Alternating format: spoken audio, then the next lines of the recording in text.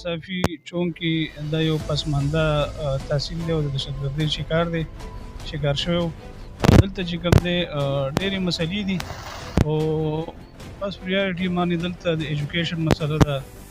دغې کې زموږ دلچسپي ده چې د ماشومانو د نوجوانانو مستقبل هغه روښانه شي او هغې تعلیم په صحیح طریقې سره ادا کړي.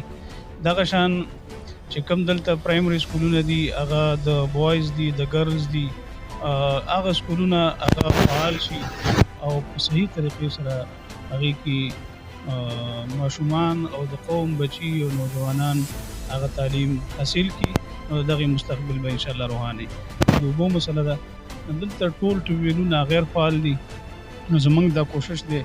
چې کوم سرکاري ټیوبویلونه دي ګورنمنټ په هغې باندې پیسه لګولې ده خرچ یې کړی دی او د هغې دغه خلک مراعات اخلي تنخواګانې اخلي چې د دغې ټول قوم ته فایده وي ټول کلي ته فایده وي او دغه د دې نه ټول کلي او علاقه مستفید وي. نو انشاءالله موږ به د ټول نول په ایجوکیشن باندې او بیا په پبلک هیلث ډپارټمنټ باندې دغه کار کوو چې د قوم دا پسماندګي نه دا ختم شي او د اهم او کمې غټې مسلې دي چې په دې کې موږ کردار ادا کړو چې قوم ته اسانتۍ پیدا شي او ترقۍ په لار